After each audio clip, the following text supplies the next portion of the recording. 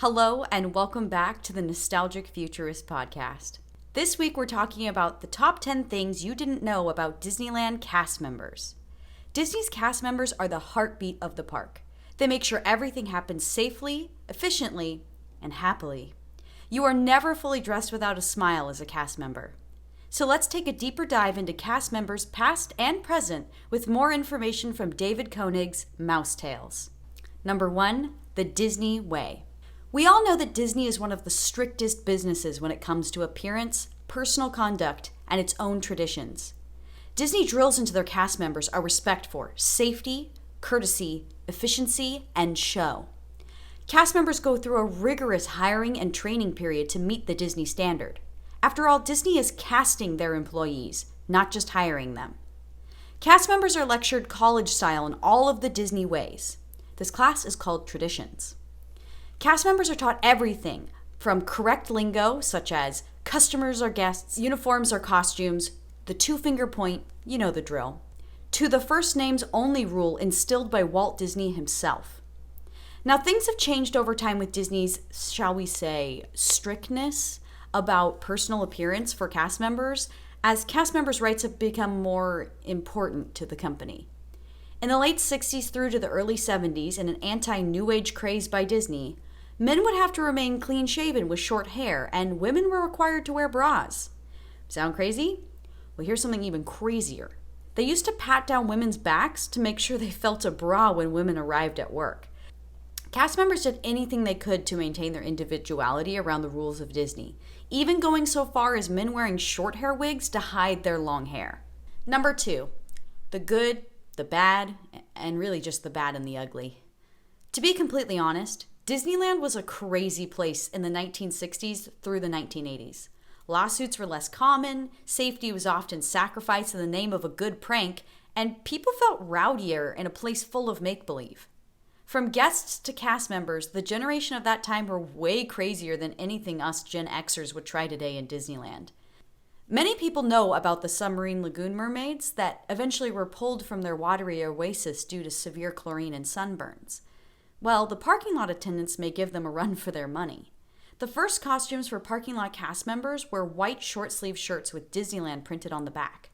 Well, those poor CMs were roasted every day in that asphalt jungle to the point that they all got sunburns and then tans. And they were left with a semi-permanent Disneyland printed on the non-tanned part of their back. Talk about cheap advertisement.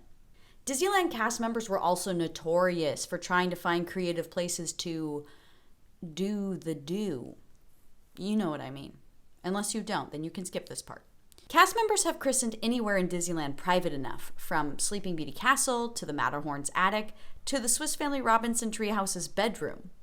No cozy place was underutilized, including the Mark Twain wheelhouse. Here's a hilarious one. The first entertainment director, Tommy Walker, was eccentric.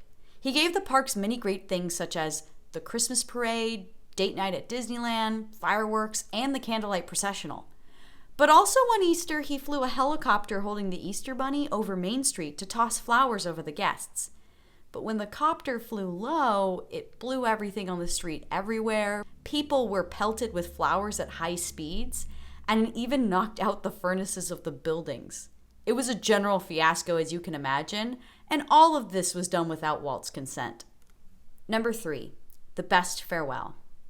Cast members put on spectacular stunts their final days of work back in the days when jumping into a lagoon wouldn't get you banned from the park for life. It became a challenge for CMs to try to one-up each other and make themselves the most memorable exit to date. In Frontierland, a cast member took a floating stage to the middle of the rivers of America for a full-on musical performance where he pantsed himself. A lot of these farewells and cast member pranks seem to involve a lot of pantsing themselves. I'm not really sure what that's all about. A cast member even filled the Jungle Cruise River with bubbles. I mean, these CMs were really creative. I think the best was done by a lead who was being demoted back to a regular cast member since the park was downsizing. There had been a question pondered by the cast members of Captain EO for years. Could the sanitizing machine that cleans the 3D glasses cook hot dogs? It certainly got hot enough. So on his last night as a lead, he gathered fellow Captain EOians to put hot dogs through the sanitizing machine in plastic bags and aluminum foil. 2 run-throughs, and they were all happily eating cooked hot dogs. Number 4, attractions cast members specifically. Disneyland attractions used to be almost gendered. Some rides were manned entirely or almost entirely by men, and some by women. Men were often seen captaining the riverboats, manning the mules, and hamming it up on the Jungle Cruise. Women were often hostesses on smaller, more demure attractions. Women fought for more equality in casting in the park, but there were major issues when women were thrown into the lion's den on the Jungle Cruise.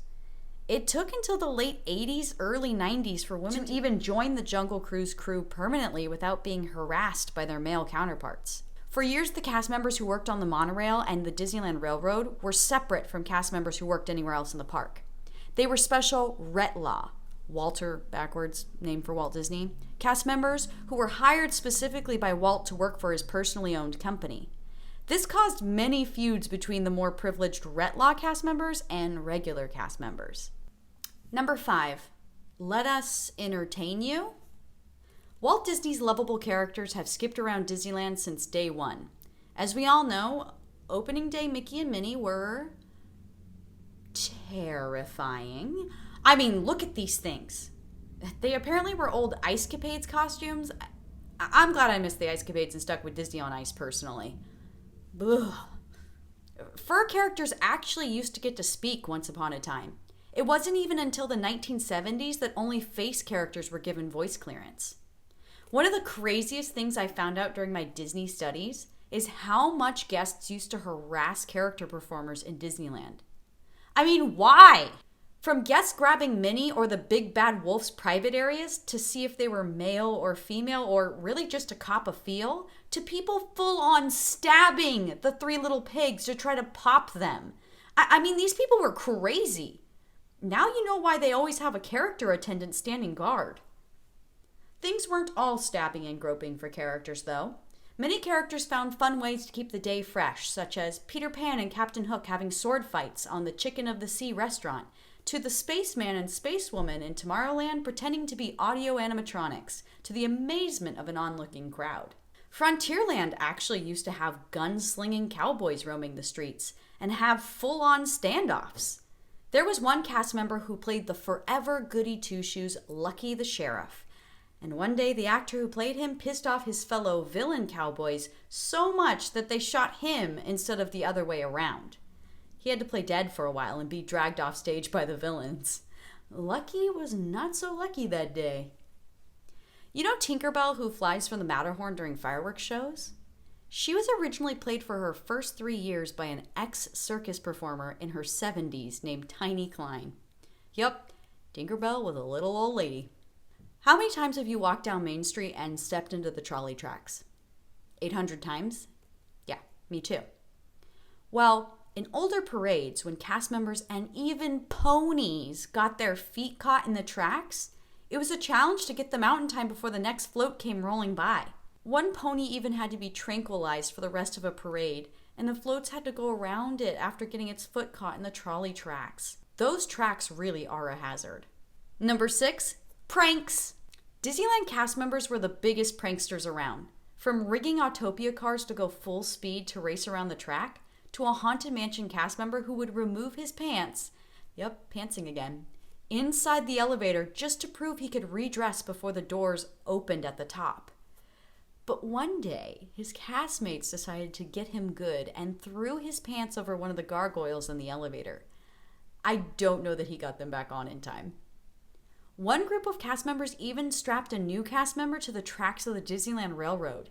They knew the train was not in service at the time due to the Critter Country expansion, but the new CM didn't know that and was scared to death when another cast member came down the tracks in the dark with a lantern that looked an awful lot like the light that sits on the front of the actual train. Seriously? Go get yourself a copy of Mouse Tales. There are so many pranks, I can't even list them all for you. Number 7, guest interactions. Cast member and guest relations are the most important part of the Disney equation. We all know and love the cast members who are willing to go above and beyond to make our day more magical. I'm looking at you, Maynard. One Frontierland cast member used to pretend to rob the mine train through Nature's Wonderland ride. People happily handed over their valuables, and he ran off with them. but always returned them at the exit. Guests loved it. But one day the poor guy got caught up talking to a cute girl and forgot to hand back the items. All of us who love Disney parks know that these magical places are more than just a fun vacation. For some, they can be life-altering or life-saving places. There have been several instances of families bringing their children with autism to the happiest place on earth, and the interactions with Disney characters in real life are enough to help them make the leap to speaking. Even next to Mickey Mouse, celebrities pale in comparison. Once, Tony Orlando, the famous 1970s singer, came to Disneyland and was meet and greeting guests next to Mickey Mouse. Everyone rushed Mickey, and Tony told him, "See, Mickey, next to you, I'm nothing." Number 8, cast member competitions. Even working at Disneyland can get monotonous from time to time, so cast members and leads alike enjoy partaking in friendly competition to make the job easier to whistle while they work. The biggest by far is the annual canoe race. Of course, the cast members who actually man this ride fare well and often win, but sometimes surprise teams from around the park pull a gold medal. Some of the best names I've seen for their canoe race teams include the Eeyores, the Captain EO team, Obi-Wan Kenobi and Star Oars from Star Tours, and Abe's Babes from the Great Moments with Mr. Lincoln attraction. This annual event is held at 6 a.m. before the park opens and is a big deal to Disney cast members. Daily competitions amongst cast members were often races to see how many guests they could get through a ride in an hour, or even for one Jungle Cruise skipper, how many times he could go around the river in one shift. His record was over 60 times, and in an 8-hour shift, he took no breaks. I mean none. Not even to use the little skipper's room. Number 9, the dark side of management. Now, we all have our issues with the late Eisner era of Disney parks. None of us like when Disney becomes more corporate than magic-oriented. And the past was not much different from how things are today. After Walt died, supervisors were often seen spying on cast members just out of sight to catch any and all infractions. Ticket booths for the A through E ticket system were removed, which meant hundreds of cast members displaced and less interactions with guests. And there was no room for upward movement for cast members. I've heard the complaint even up to today about the low wages offered by Disney, in part from their history of being a place of employment for part-time and college-age students, and in part also from the cost-cutting measures after Walt's death. Wages and benefits were being altered or removed to the point that over 900 cast members went on strike in the 1980s. Disney as a company was at risk of being bought out by other corporations and were making cuts everywhere to pinch pennies. The strike left guests confused. No one could ever comprehend Disney, of all places on earth, treating their employees badly. They were family after all, right? The strike got uglier and uglier as time went on, with Disney eventually taking a restraining order out on the protesters to keep them from marching in front of the main gates. After 22 days, the strikers gave in to exactly what they had been offered before due to Disney's unwillingness to budge and the threats of losing their jobs permanently. Those who stayed out of work during all 22 days named themselves Club 22, a spoof on Club 33. Disney then went into stringent efforts to then try to remove the cast members who striked or who may demand better wages or benefits in the future by putting them on the worst jobs possible in the park, far below their experience, just to force them out. Cast members agreed that Disneyland was still a great place to work, but it was no longer about family, it was about the money. Number 10, cast members' love for Disneyland. Cast members will always be the first to love Disneyland the most. Being a cast member is more than a job. It's a life. Cast members describe it as the happiest time of their lives, an experience like no other that they wouldn't trade for anything in the world. Reunions are held for almost all positions in Disneyland as if they all went to school together. There were even a group of women who met for lunch once a month for years who used to be ticket sellers. Walt Disney made sure his cast members knew they were valued and loved during his time. He would often eat with cast members in the cafeteria, talk with vendors, and check in with just about anyone, no matter their position. There are cast members who love the place so much that they come before and after their shifts. I know I certainly would if I ever got the chance to be a cast member. And that wraps it up for cast members and all their dirty little secrets. Thank you for joining me on another adventure into David Koenig's book, Mouse Tales. Join me in 2 weeks for the scathing expose on the trials and tribulations of guests at the happiest place on earth. See you then.